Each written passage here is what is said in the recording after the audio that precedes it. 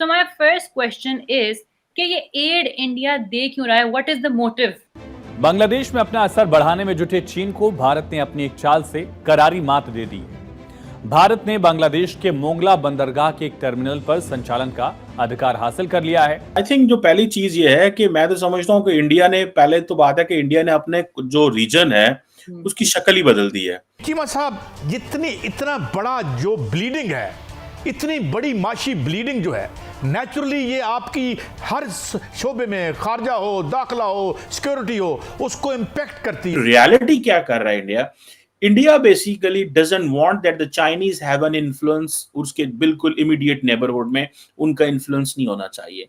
China अब तो investment नहीं दिखा। चाइना की खुद की इकोनॉमी डोल्ट्रम्स में है और चाइना परेशान हो चुका है। देखिए मिनाहल, इंपॉर्टेंट चीज ये है कि इंडिया की एक नेबरहुड फर्स्ट पॉलिसी, आपको पता है जैसे प्राइम मिनिस्टर मोदी ने ऑफिस संभाला तो जितने भी जो नेबरहुड फर्स्ट पॉलिसी के तहत जितने भी ममालिक करीब तरीन थे, जिसमें बांग्लादेश है, सेशल्स है, मालदीव्स है, नेपाल है, भूटान है, श्रीलंका है, एक दो और है, इन सबको बुलाया। पाकिस्तान में इस वक्त सब कुछ पीछे है, बस लड़ाई अना मैं हम और ताकत आगे है। सर 65 रुपए एक यूनिट पाकिस्तान। बेसिकली इंडिया चाहता क्या है कि इंडिया जो फिजिकल और डिजिटल कनेक्टिविटी चाहता है खित्ते के लोगों के साथ। कोई सियासी बदलाव, इमरजेंसी की बातें हो रही हैं। सो इंडिया बेसिकली समझता है कि हमें अपनी ट्रेड एंड कॉमर्स जो है वो खित्ते में ठीक करने की जरूरत है।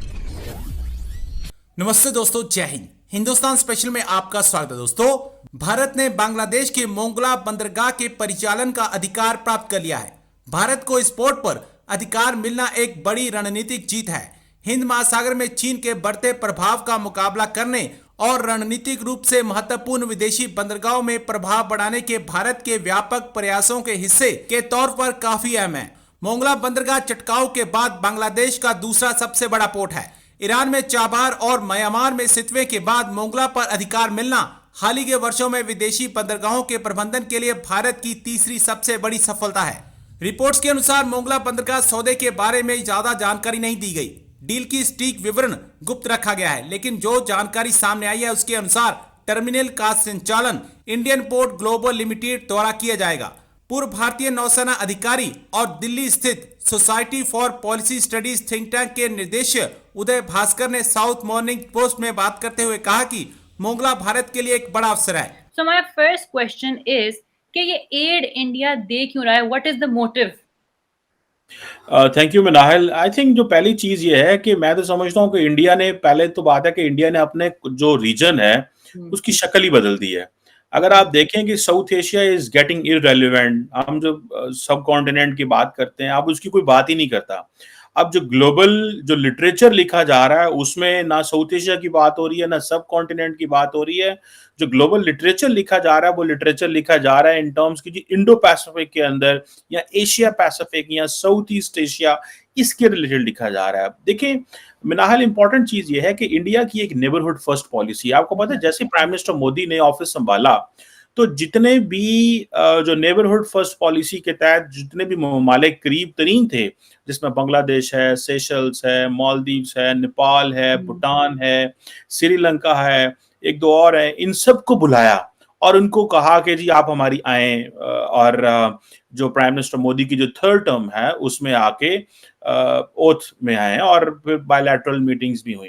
देखिए इंडिया की जो नेबरहुड फर्स्ट पॉलिसी है ना, बेसिकली इंडिया चाहता क्या है कि इंडिया जो फिजिकल और डिजिटल कनेक्टिविटी चाहता है खित्ते के लोगों के साथ and people to people contact के ऊपर भी काम कर रहा है। सो इंडिया बेसिकली समझता है कि हमें अपनी ट्रेड एंड कॉमर्स जो है वो खित्ते में ठीक करने की जरूरत है। लेकिन इससे बड़ी, ये तो एक जिसे कहते हैं ना, आपको सामने नजर आ रहा है कि this is what they are doing, but in reality क्या कर रहा है इंडिया?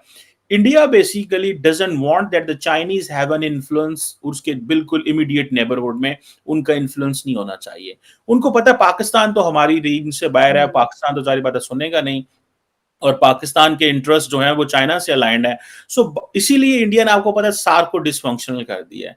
इसीलिए आप देखें साउथ एशिया की अब कोई बात नहीं करता। लिटरली बहुत ज्यादा इसके ऊपर लार्जली डिस्कशन नहीं हो रही कि इज साउथ एशिया इररेलेवेंट और is it the end of the south Asia, और कोई नई ग्रुपिंग्स आ गई हैं। सो अब आप देखें कि इंडिया जो है वो म्यांमार के साथ इंगेज करना चाहता है, मालदीव्स के साथ करना चाहता है, बांग्लादेश के साथ करना चाहता है, श्रीलंका के साथ करना चाहता है, लेकिन वो नेबरहुड फर्स्ट पॉलिसी में एक तो चाइना का इन्फ्लुएंस कंट्रोल करना चाहता है, दूसरा अब आपने जिस तरह ये बात की कि इंडिया तमाम, अब नेपाल को अगर उन्होंने पैसे दिए हैं, श्रीलंका को दे रहे हैं या सेशल्स को दे रहे हैं या बाकी ममालिक को दे रहे हैं, इन तमाम मुल्कों को इंडिया ने बहुत ज्यादा पैसा दिया है। ऑब्वियसली ये पैसा जो है वो सोशल डेवलपमेंट के लिए जाएगा वहां पे, ऑब्वियसली ये पैसा जो है वो वहां पे जाएगा जी कि हम आपकी कम्युनिटीज को डेवलप कर रहे हैं। मिनाहल ये ऐसे ही है जैसे अमेरिकन, अभी मैं बल्कि देख रहा था कि अमेरिकन या बरतानिया जो है जब वो अपनी एनुअल बजट लेके आते हैं तो उसमें आपको पता है वो डेवलपिंग वर्ल्ड के लिए पैसे रखते हैं, जैसे वो पाकिस्तान के लिए पैसे रखते हैं, वो बांग्लादेश के लिए रखते होंगे, इंडिया के भी कुछ इलाकों के लिए वो पैसे रखते हैं, लेकिन इंडिया ने ये समझा कि इट्स अ राइट टाइम कि हमें अपने जो जिसे कहते हैं ना अपनी जो नेबरहुड फर्स्ट पॉलिसी है उसको अगर हमने मजबूत करना है तो हमें ये जितने छोटे ममालिक हैं इन तमाम को एड देनी चाहिए, इनकी हेल्प करनी चाहिए ताकि हमारा इनके ऊपर इन्फ्लुएंस रहे, because wherever the Chinese go they go with the money, वो पैसे के साथ जाते हैं। सो ये जो इंडियन एड है ये आप समझ लें कि इंडिया के जो वो जैसे कहते हैं ना ग्रेट पार के वो डिजाइन्स हैं, they do not consider themselves as कि हम एक जो है वो एक आम मुल्क हैं, वो समझते हैं कि हमारे जो इंटरेस्ट हैं they are beyond our borders.